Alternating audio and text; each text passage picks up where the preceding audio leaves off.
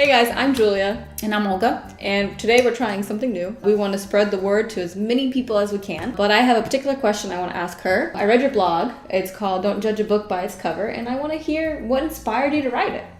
So it actually started off with me going to the library this week, and I was just browsing books with my children, and I like to try to find books with a good lesson, and some book that I can even use at church for a kid's lesson. Right. And I like to, browse the book and see what it's all about. And I actually found one book that looked to be really cute and really interesting.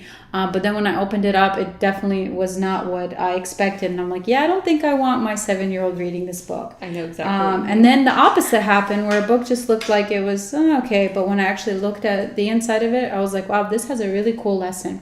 So I just started thinking about that phrase, don't judge a book by its cover. And for the first time, I just thought about it in a different light. And it just made me really excited. Because I just realized what Ecclesiastes says in the Bible, there's nothing new under the sun, is just so true. Right. And I just started thinking about how all these phrases that are so popular, in the world, like this one, they're very true, but why is that? And I realized it's because the greatest wisdom and the only wisdom that is out there is God's wisdom. And it really all just goes back to the Bible. It originates from the Bible, and you can find the answers there. Right, they can't be anything new. Exactly. And so when I was thinking about it, I was like, okay, that's true. You shouldn't judge a book by its cover, because you may look at the book and you may think that, inside it's not that great. But in reality, it may be great, just like the example that I gave. But then I started thinking about it in a completely different light, that you really can't judge a book by its cover, meaning a person by its cover. And I just started thinking about the cover Don't part. judge us, okay, guys? I started thinking about the cover part, and the question started going in me that, do people wear a cover? And I started recalling the Bible verse that says that from within the heart come evil thoughts, pride, and the whole bouquet. Whole and shebang. it says from within the heart.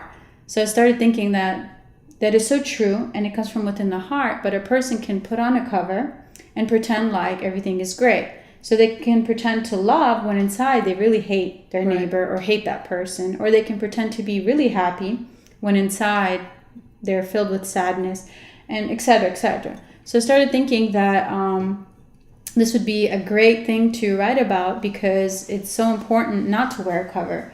Because what's the point of wearing a cover, but then in the end... you're only deceiving yourself. Exactly. And God sees the heart, and you will stand before Him without this cover.